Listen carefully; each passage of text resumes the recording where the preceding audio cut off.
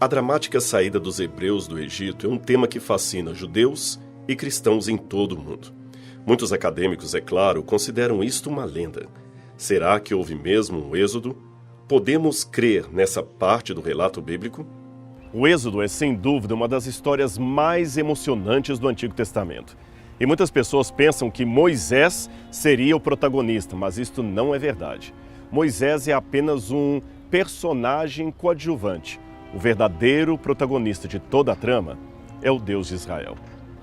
Para compreender melhor essa importante narrativa e verificar a historicidade do relato, nossa equipe mergulhou um pouco mais na história egípcia, procurando entender o contexto do fim do domínio dos Hyksos e como os achados podem lançar luz em mais essa porção da história bíblica. Evidências, temporada especial, Egito.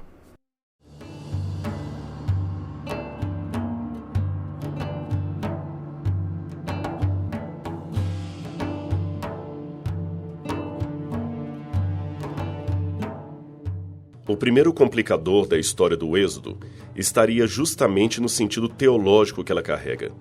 Isto não seria um problema para um ateu que nega a realidade espiritual dos fatos, mas sim para um teólogo que se diz crente, mas não acredita na historicidade do relato.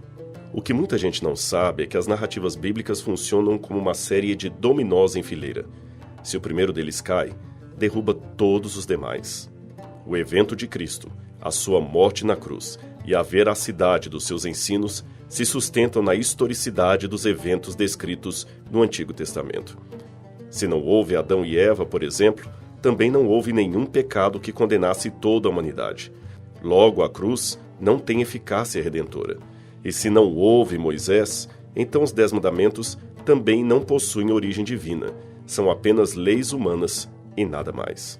Viu como é complicado do ponto de vista teológico negar a historicidade dos fatos bíblicos? Não se trata de escavar o terreno já com a intenção de encontrar algo. Isto seria desonestidade acadêmica para dizer pouco.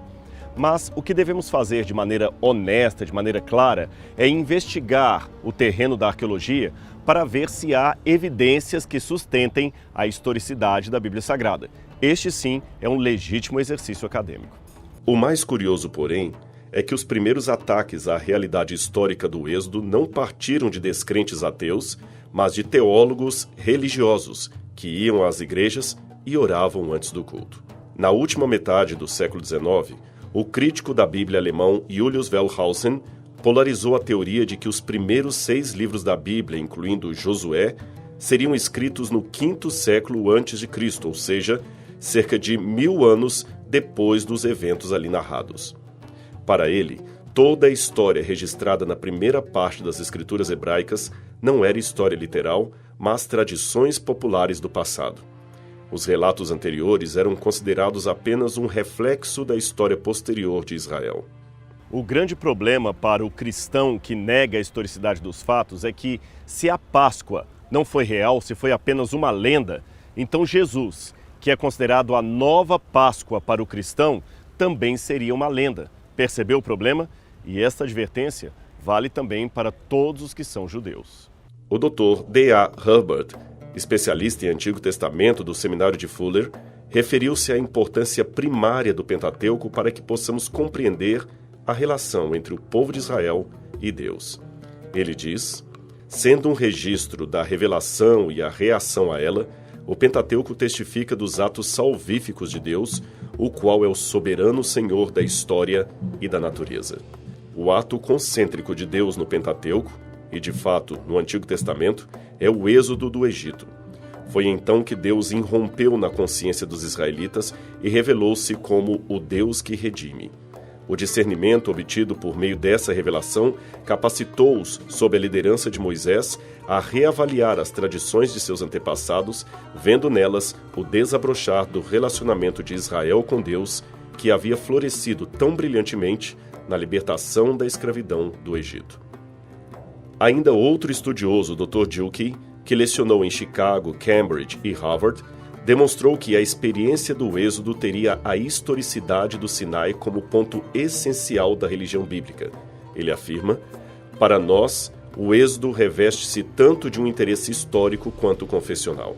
A questão daquilo que Deus fez no Sinai, em outras palavras, não é apenas uma questão para exame do erudito da religião e da teologia dos semitas, mas é muito mais uma questão para a consideração do crente contemporâneo que deseja prestar o seu testemunho atual quanto aos atos de Deus na história.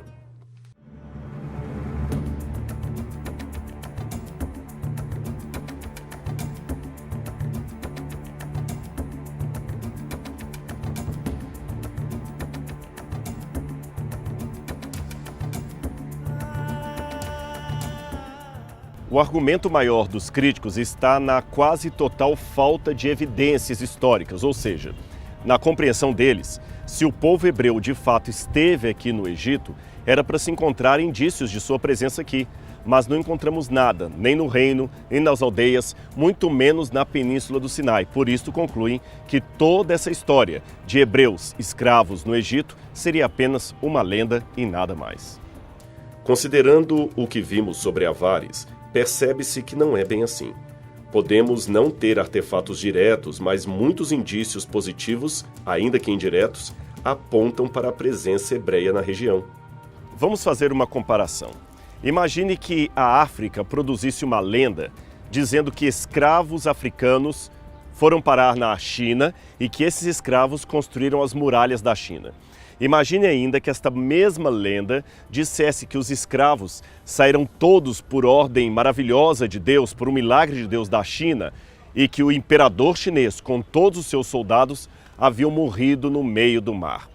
O que aconteceria? Ora, se isso foi realmente uma lenda, era de se esperar que houvesse um relato contemporâneo dos chineses desmentindo aquele episódio dos negros saindo de lá com mão poderosa de Deus.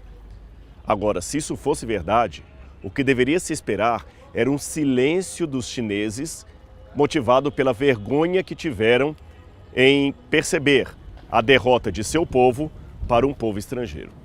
Pois é exatamente isto que vemos em relação aos hebreus e aos egípcios.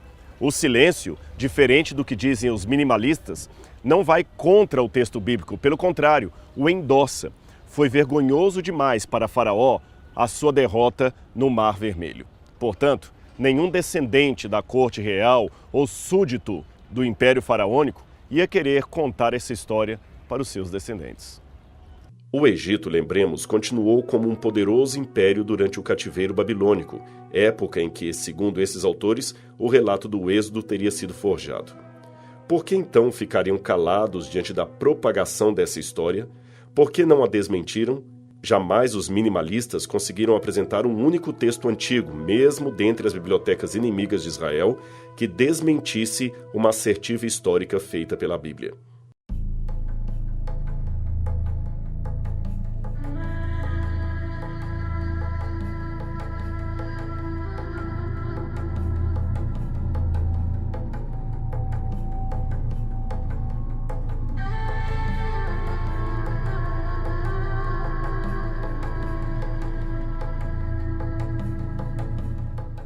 E tem mais um detalhe.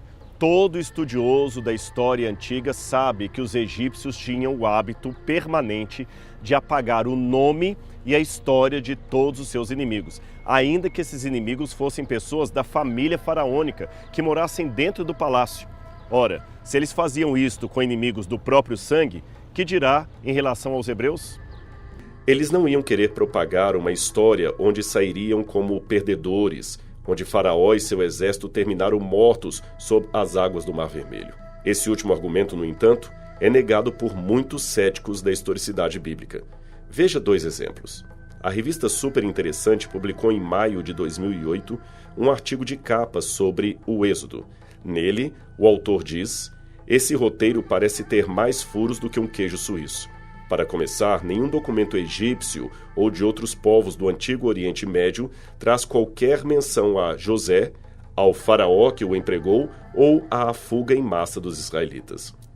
Nisto, a matéria cita a opinião do professor Ayrton José da Silva, docente de Antigo Testamento do Centro de Estudos da Arquidiocese de Ribeirão Preto, em São Paulo. Isso é um problema grave. O argumento de que os egípcios não registravam derrotas é falso. A saída de um pequeno grupo nem era um revés, e eles relatavam derrota sim, mesmo quando diziam que tinha sido um empate. É verdade que em algumas estelas comemorativas, como a de Meremptah, estão mencionados alguns inimigos de Faraó. Mas o que o professor não notou é que ali estão mencionados nomes de cidades, não nomes próprios de pessoas. Este é um detalhe que não pode passar em branco. Estes, com raríssimas exceções, eram apagados e por isto não encontraremos nem Moisés, nem José citados nominalmente em seus monumentos. Ademais, leve-se em consideração que os hebreus não eram uma nação com um exército, um rei, uma capital. Eram apenas um bando de escravos. Que glória haveria para Faraó dizer que derrotou seus próprios escravos e publicar isto? Seria a mesma coisa que um pai escrever no diário oficial que ele e sua esposa elegeram seu bebê como a criança mais linda do mundo. Não tem o menor sentido esse tipo de coisa. Ademais, ser derrotado pelo Deus desses escravos seria algo que Faraó não queria perpetuado nos registros históricos depois de sua vida. Pois, para a surpresa de muitos, a história do Egito possui uma gama de faraós que desapareceram por completo, sem deixar rastros, e de outros cuja existência só nos foi conhecida por um único artefato. Este selo de procedência incerta é a única evidência que temos da existência de um faraó chamado Nuia, que pertenceu à 14ª ou 15ª dinastia egípcia. Se não fosse a grafia de 5 selos como este e uma parte fragmentada do papiro da lista de Turim, jamais saberíamos da existência de outro faraó chamado Apep I ou Apófis I. Esta é a pedra de Palermo, comprada em 1859 por um comerciante italiano e levada para o Museu de Palermo. Embora fragmentária, ela é a única evidência que temos de uma lista de soberanos que governaram a região do delta do Nilo antes da unificação. Estes faraós não constam na lista real de Manetho e nem em nenhum outro documento egípcio.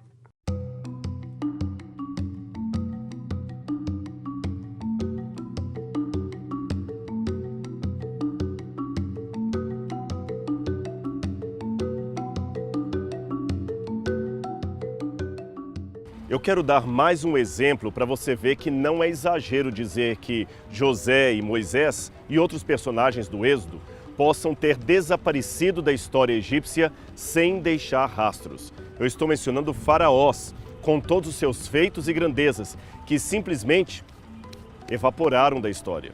Arqueólogos da Universidade da Pensilvânia descobriram este sarcófago em Abidos, Egito.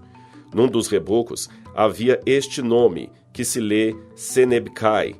Trata-se de um faraó do segundo período intermediário que até então ninguém sabia que existia.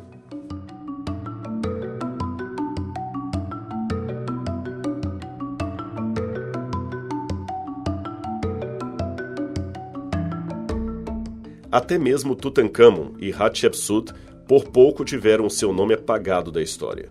Suas tumbas foram praticamente a única coisa que os arqueólogos encontraram deles, e mesmo assim, sua descoberta só se deu no século XX.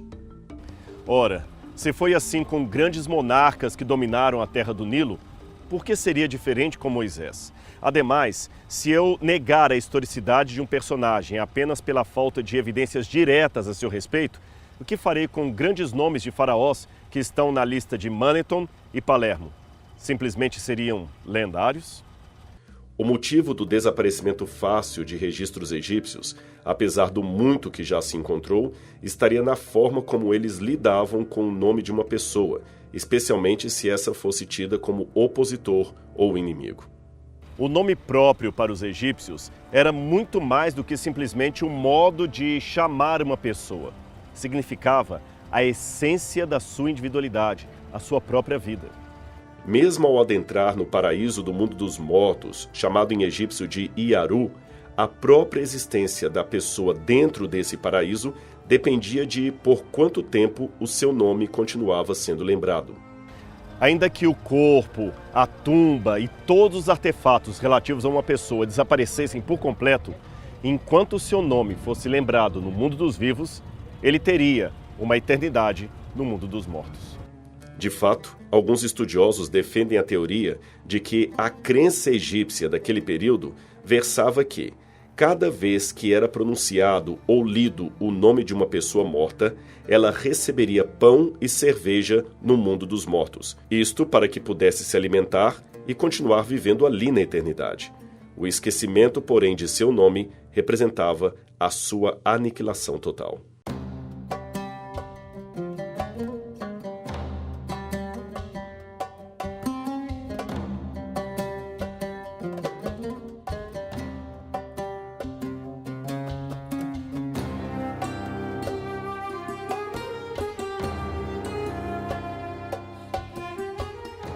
É justamente por isso que não é incomum encontrar em paredes com várias inscrições hieroglíficas o nome de uma pessoa completamente apagado ou borrado.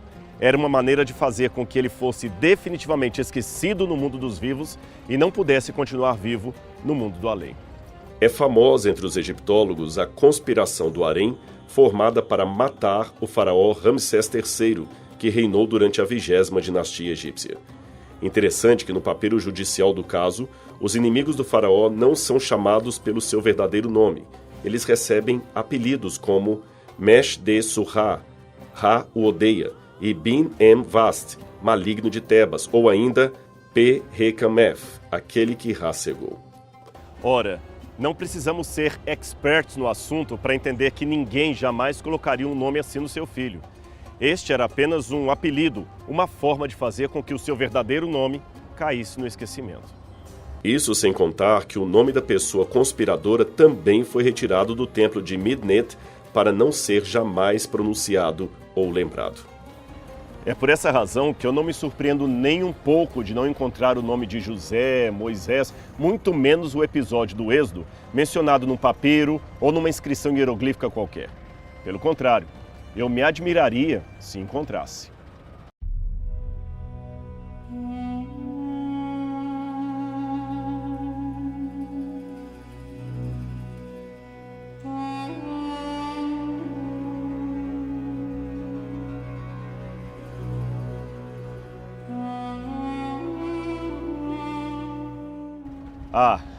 E não podemos nos esquecer do Império dos Ixos, sob o qual provavelmente viveu José. Esse período dos Ixos marca a transição entre o final do livro do Gênesis e o início do livro do Êxodo. Voltando um pouco na história, vimos que em certo período da trajetória egípcia houve uma grande disputa política entre o faraó e a elite religiosa e administrativa do Egito. Dessa maneira, ambas as partes entraram em desacordo e assim membros da elite que estavam interessados em bater de frente com o faraó permitiram que alguns povos estrangeiros adentrassem o território egípcio. Foi nesse contexto que os Ixos, povo de origem asiática, ocupou a região norte do país, bem próximo ao delta do Nilo, isto em busca de alimentos, pois, de acordo com certos historiadores, o território que habitavam passava por uma rigorosa seca. Recapitulando, enquanto os faraós egípcios estavam na sua briga política com a alta sociedade do país, os Ixos estavam se preparando economicamente e militarmente com o emprego de armas poderosas e a criação de um exército de cavalos e cavaleiros que tornou bem fácil atacarem o Egito, dominarem a região e se fixarem nela. Essa relação entre Ixos e egípcios habitando o mesmo território provavelmente se deu de forma pacífica, embora alguns acreditem que foi através da guerra. De qualquer forma, podemos dizer que ambas as sociedades tinham uma relação íntima uma com a outra, até que as brigas começaram a acontecer. De acordo com documentos da época, esta relação começou a ficar deteriorada a partir do momento em que os Ixos estenderam seu domínio por todo o território, mesmo que mantivessem algumas práticas, religiões e costumes típicos dos egípcios. Dizem que o seu erro está justamente aí. A partir do momento em que se conquista um território e não impõe a sua cultura a esse povo conquistado, antes dando-lhes liberdade para cultuar alguns costumes de sua própria cultura original, pode-se criar então um ambiente perigoso, pois os dominados não conseguem se desligar de suas raízes e, desta maneira, podem usar isto como motivo de futuras revoltas contra o seu domínio atual. Já em relação aos egípcios, propriamente dito, o que aconteceu com eles é o processo normal de qualquer povo que é dominado por um povo estrangeiro.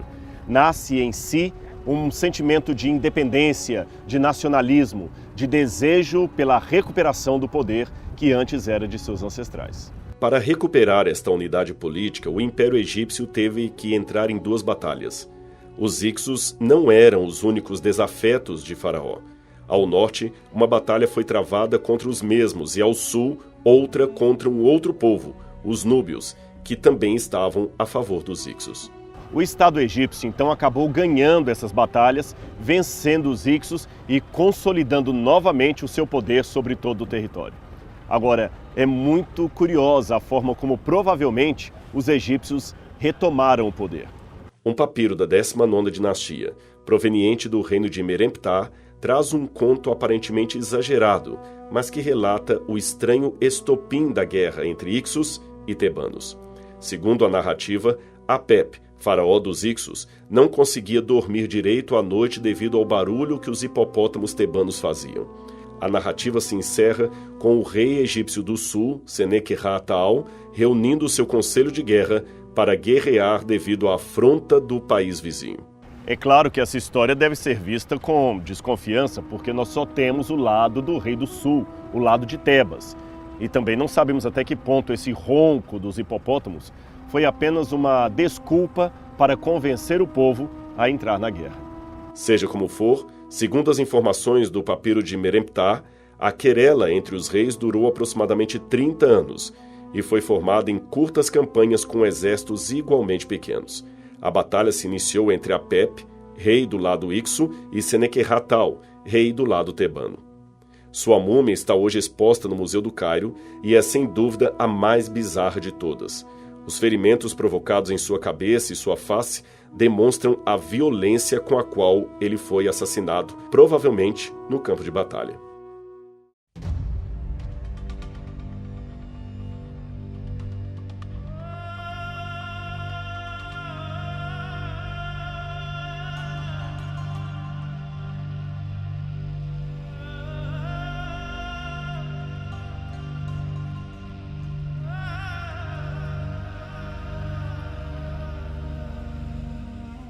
Após a morte de Sequenerra, Camose subiu ao poder e se tornou o último faraó da 17ª dinastia. Ele também batalhou contra os Ixos e os venceu. Camose foi um faraó que viveu pouco tempo no poder, mas que também era extraordinário nas batalhas. Os egípcios o apelidaram de Camose, o Bravo. O relato de suas vitórias está nessa estela comemorativa, hoje disposta no Museu Arqueológico de Luxor. Como ela não menciona Mênfis ou outra grande cidade do norte, se suspeita que Cames nunca atacou Avares, embora isto seja assunto controverso. O fato é que ele derrotou seu último faraó e assumiu o poder. Mas Camose morreu cedo e por isso ele ficou pouco tempo no poder. Aliás, ele nem foi sepultado com todas as honras faraônicas, o que indica que ele morreu antes que a sua tumba ficasse completamente terminada. Quem o substituiu no trono foi seu irmão mais novo, Ahmose, com apenas 10 anos de idade, uma criança ocupando o trono do Egito. Mas ele cresceu e ficou no trono aproximadamente uns 25 ou 30 anos. Embora tenhamos pouca documentação de seu governo, sabemos que ele ainda continuou combatendo milícias íxias que permaneciam isoladas. Esta pintura de guerra, por exemplo, o apresenta combatendo ferozmente os Ixos e derrotando-os. Ahmose adquiriu uma certa xenofobia quando estava no poder. Ele tinha verdadeiro ódio dos estrangeiros, mas de certa forma tolerou a presença dos asiáticos no delta do Nilo, especialmente em Avares. Talvez por isso que os hebreus continuaram morando no território. Também é importante notar que Ahmose dominou a região de Canaã e obrigou muitos de seus moradores a pagar-lhe pesados impostos.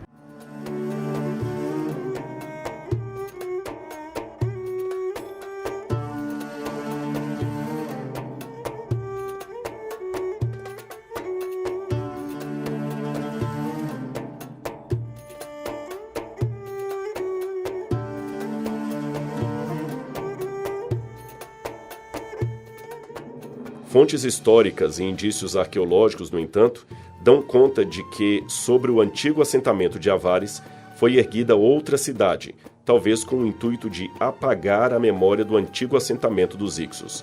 Quem fez a mudança ainda é motivo de incerteza, mas o oportunista Ramsés, como era costume de seu governo, colocou estátuas de si mesmo sobre o terreno e proclamou-a como a sua cidade, Pi-Ramesse, ou a Casa de Ramsés. Esta é aparentemente o que sobrou de uma das muitas estátuas de Ramsés que haveria nesse lugar. Ele queria mesmo que o seu nome ficasse na história. Com tudo isso que aprendemos, é possível levantar a hipótese de que aqui, em Avares, ficaria a terra de Gósen e a famosa cidade de Pi-Ramesse, e Amose seria aquele que a Bíblia descreve em Êxodo, capítulo 1, verso 8, dizendo: levantou-se sobre o Egito um novo rei que não conhecia nada sobre a vida de José. A continuação da história é dramática. Como Deus interveio de maneira miraculosa para salvar o povo hebreu do Egito. Mas essa história você verá no próximo programa Evidências. Fique ligado com a gente.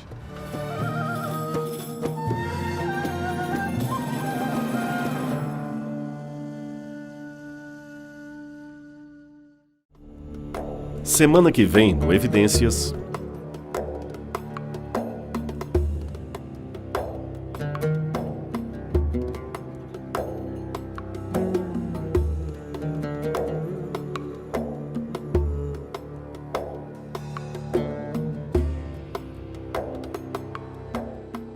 Ora, o reinado de Ramsés II estaria quase 150 anos depois da época de Hatshepsut e seus contemporâneos. Então, que argumentos teríamos para dizer que o êxodo ocorreu numa data e não na outra?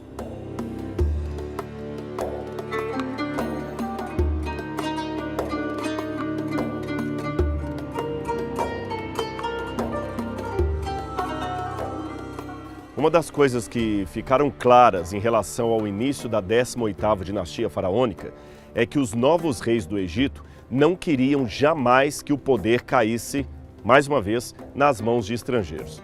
Parece que o domínio ixo ainda estava presente em seus corações e em seus temores.